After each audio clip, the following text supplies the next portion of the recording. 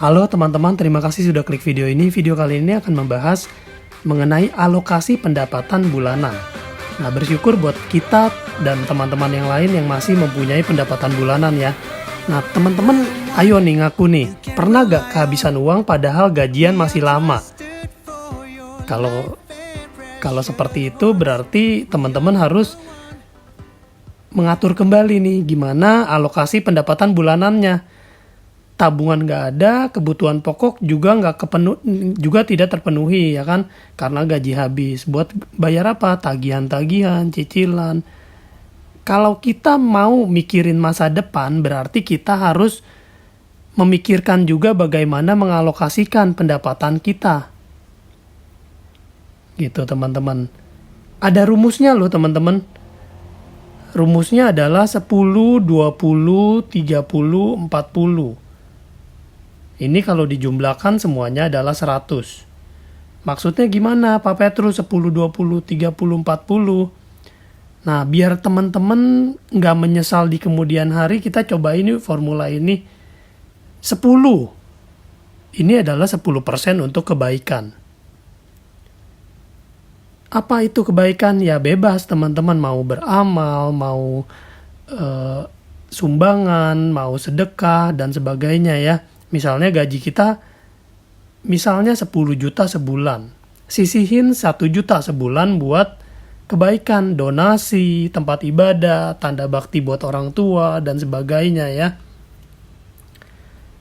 Kedua, 20%.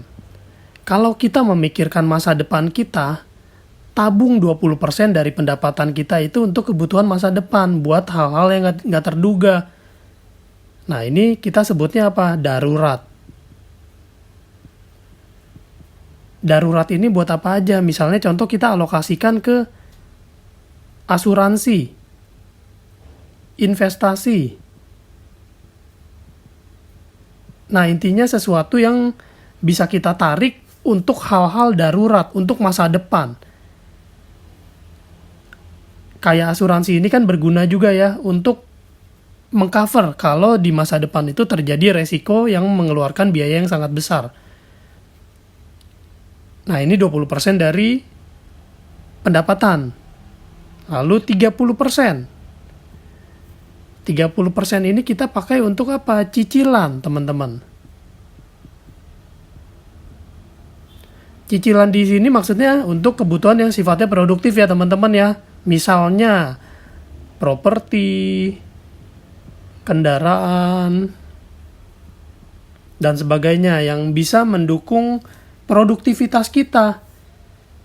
Gitu.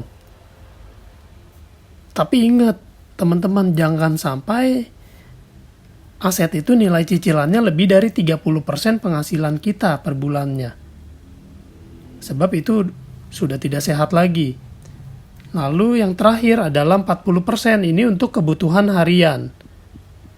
Kebutuhan harian ya teman-teman ya. Jadi sisa gaji kita ini 40% buat makan, transportasi, tagihan, pakaian, dan sebagainya. Kalau 40% aja nggak cukup, ya mungkin kita harus introspeksi lagi.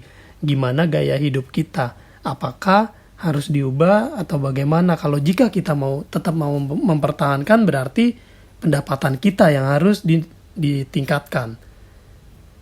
Ingat ya teman-teman ya, rumusnya 10, 20, 30, 40. Ini demi masa depan kita. Oke teman-teman, semoga artikel kali ini membantu dan bisa bermanfaat untuk masa depan kita semua. Terima kasih, sampai jumpa di video-video berikutnya.